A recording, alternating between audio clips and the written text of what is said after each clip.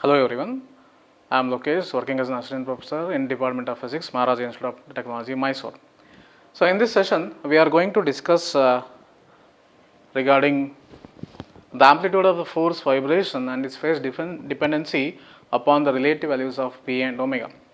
So as we have seen in the previous session, we have derived the amplitude equation as well as the phase equation for the forced oscillations. So we had went in and discussed what are forced oscillation, and we had derived a differential equation for forced oscillation also, as well as we have found out the equations for amplitude as well as the phase difference. So we know that the amplitude of the forced oscillation is given by f by m square root of omega square minus p square whole square plus 4b square p square, and the phase of the forced oscillation is given by theta is equal to tan inverse of 2bp divided by omega square minus p square whole square. Now in this session we will see how the amplitude as well as the phase varies depending on the values of the frequency of the applied force and the natural frequency of the oscillating body, where p is the frequency of the applied force and omega is the natural frequency of the oscillating body. So depending upon the variation of the values of p and omega, three cases arises. So we will start with the first case, the case wherein the driven frequency has less value or driven frequency is lower. Driven frequency means the frequency of the applied force is less than the very much less than the frequency of the oscillating body. So what happens? Let us see if the frequency of the applied force is very much less than the frequency of the oscillating body.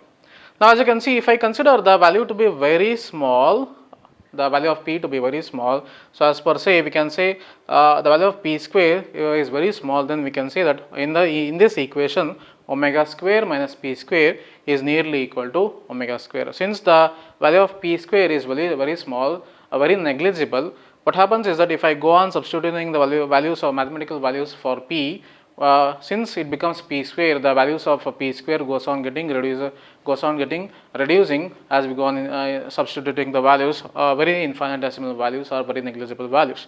So we can say that the whole value of omega square minus p square is nearly equal to omega square. So what happens if this omega square minus p square value becomes nearly equal to omega square? Then we know that the amplitude of the forced vibration or forced oscillation is given by A is equal to f by m divided by whole square root of omega square minus p square whole square plus 4b square p square. Then if I substitute the value of this omega square in this equation and say p square is very small or value of p is very small, then the amplitude of the forced oscillation is given by f by m divided by square root of omega square whole square, because this whole value becomes omega square and p square is negligible, this whole value becomes also equal to 0. So it becomes, simplified version becomes A is equal to f by m omega square. Now this is what we are going to get the amplitude of the forced oscillation whenever the value of the applied frequency is very much less than the natural frequency of the oscillating body.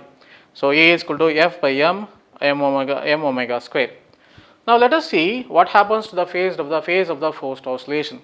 Now we know that the phase of the forced vibration or oscillation is given by theta is equal to tan inverse of 2bp divided by omega square minus p square.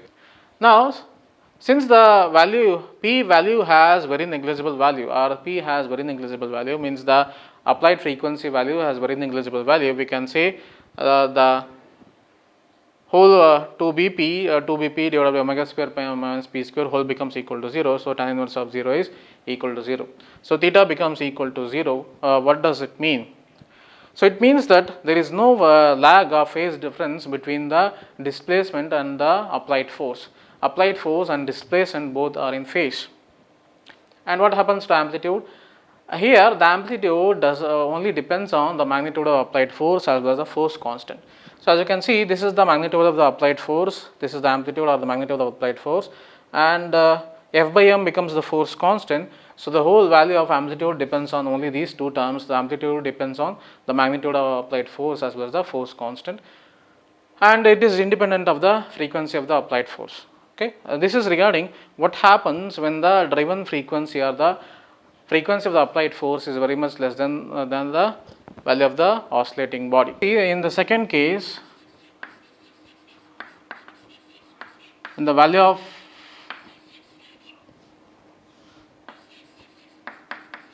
driven frequency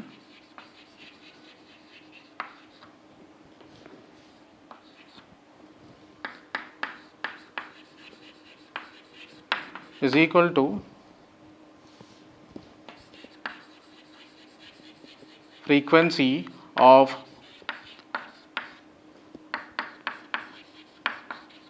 oscillating body. So that is P is equal to omega.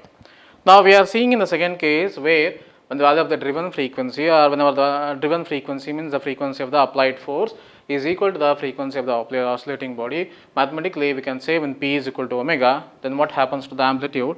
So amplitude, that the equation of the amplitude is given by A is equal to F by m whole divided by square root of omega square minus P square whole square plus 4b square P square.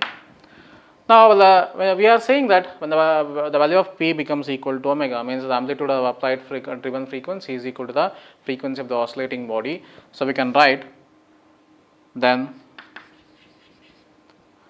omega square minus P square is nothing but omega square minus omega square is equal to 0, and so this, therefore we can write A is equal to F by m divided by, we are left the first term becomes equal to 0, we are only left with the second term.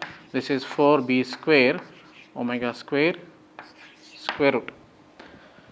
So this is nothing but F by m, this is 2b omega whole square square root, the root and square gets cancelled. So F by m divided by 2b omega. Okay. So this is what happens to the amplitude when the value of the driven frequency is equal to the frequency of the oscillating body. The value of omega, the first term in the denominator becomes equal to 0, and the second term we are left with the 4b square omega square. So the final amplitude is given by amplitude A is equal to F by m divided by 2b omega. Now let us see what happens to the phase. So the phase of the oscillating body is given by theta is equal to tan inverse of 2bp divided by omega square minus P square. Now since P is equal to omega, so theta becomes tan inverse of 2b omega divided by omega square minus omega square. So theta is equal to tan inverse of 2b omega divided by 0. Theta is equal to tan inverse of, in 1 by 0 is infinity, theta is equal to pi by 2. Okay. So what does this means? What does the amplitude F by m 2b omega and theta is equal to 0 pi by 2 means? Now as you can see here, the amplitude of the oscillating body is again depending on the value of the applied force. Here the amplitude of the oscillating body, F by m is nothing but the amplitude of applied force divided by the mass. So amplitude of the oscillating body depends on the amplitude of the applied force and inversely depends on the value of B, or the damping factor. And here in the case of the displacement as well as the amplitude of the applied frequency, the displacement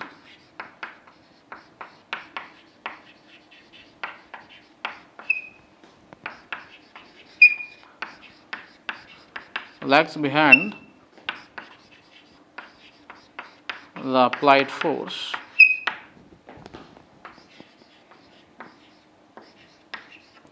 by a phase of pi by 2.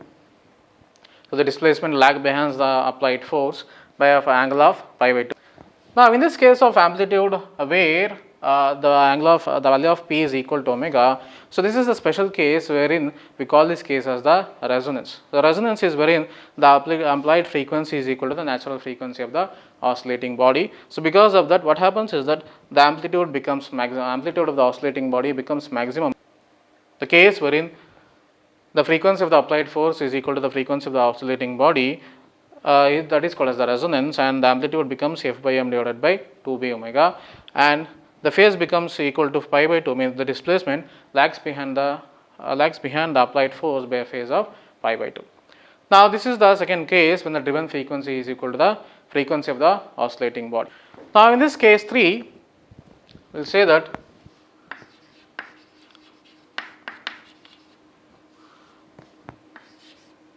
when the value of the driven frequency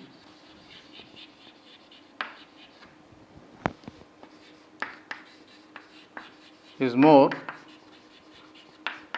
than the frequency of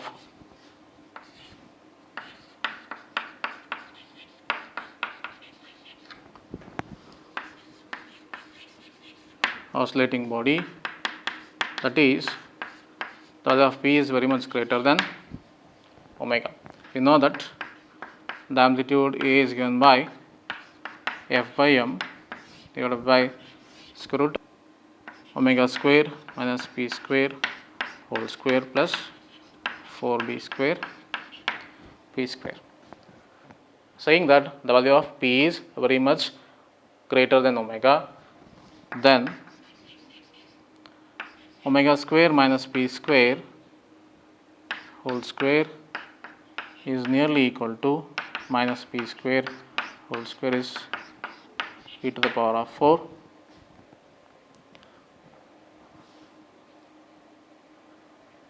And in the case of the second term 4b square p square, now if you consider the value of p square and b square, here in the first term we got the value of p to b to the power of 4, and here we are comparing the value of 4b square p square to the p to the power of 4. When you compare this value here in this term, the value of the whole value depends on the value of b square, that is the damping factor. So we can say 4b square p square is less than p to the power of 4. So the whole amplitude is given by amplitude A is equal to f by m divided by square root of, we can write A is equal to f by m p square. Now this is the amplitude we are going to get whenever the frequency of the applied force is very much greater than the natural frequency of the oscillating body. So it is given by A is equal to f by m p square. Here again we can see that the amplitude of the oscillating body completely depends on the value of the applied force or the amplitude of the applied force. Now let us see what will happen to the phase of the forced oscillation. The phase is given by theta is equal to tan inverse of 2bp divided by omega square minus p square. So we can write this as theta is equal to tan inverse of omega gets neglected, this becomes minus 2bp divided by p square, theta is equal to tan inverse of 2bp or 2b divided by p square, and p gets cancelled, this is minus. Now again, as you can see here, the value of theta or the phase completely depends on the value of p. Since the p is having a very greater value, so we can say this as tan inverse of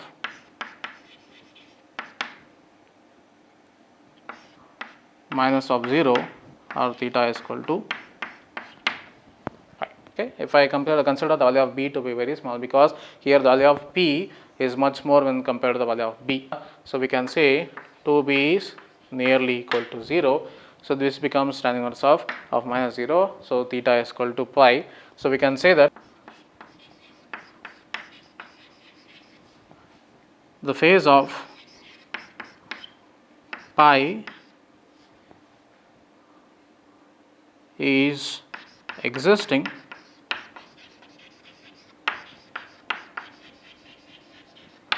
between the applied force and oscillating body. There exists a phase of phi between the applied force as well as the oscillating body, means there is a phase difference of angle of 180 degree between the applied force as well as the oscillating body.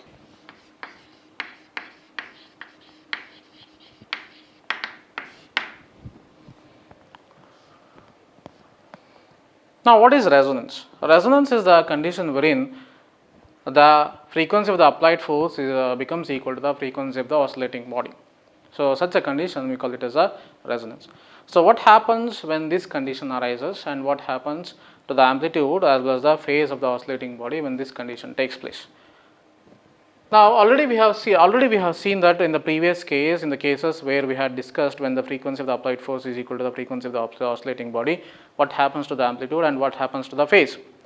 But here, especially, we are going to discuss what are the conditions which are required for the body to undergo resonance, or what are the conditions which are required for the oscillating body to be in the resonance condition.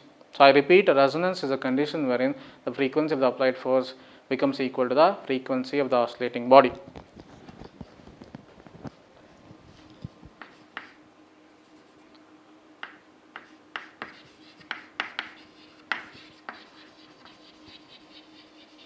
The frequency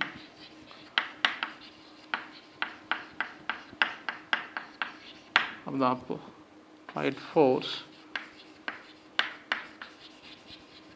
is equal to the frequency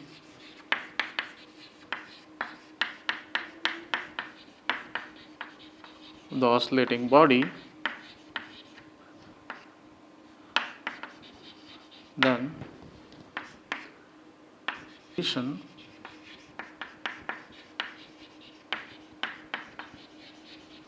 is called resonance. Now, let us see what are the conditions which are needed mathematically in order to get the body to be under resonance. We will consider, we know that the amplitude of the oscillating body is given by f by m divided by square root of omega square minus p square whole square plus 4b square p square, and phase theta is equal to tan inverse of 2bp divided by omega square minus p square whole square. Now, theoretically, what are the conditions which are needed for the resonance? Conditions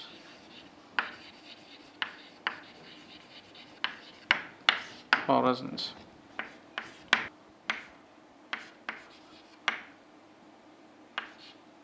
The frequency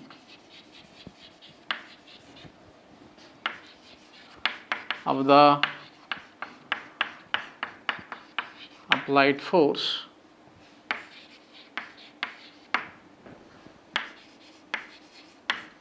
must be equal to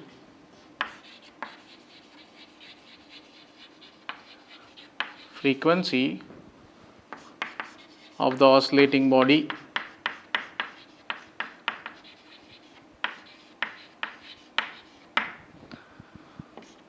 that is the value of P must be equal to omega. So, this is the first main condition for the resonance.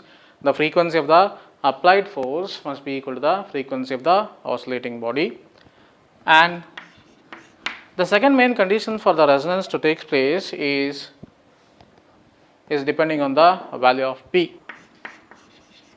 The value of B is equal to R by 2m must be very less. So, these are the two main important conditions for the resonance to take place. Now, in the case of resonance, apart from having the amplitude value as well as the phase value, Here, whenever the resonance takes place, the amplitude of the oscillating body becomes maximum, because since I said the value of B is very negligible here, the value of B should be very much less value. Okay. So, these are the two conditions for the resonance. Now, in the next session, we will see what is the mathematical equations or what is the mathematical expressions which are needed for the resonance to occur. Thank you.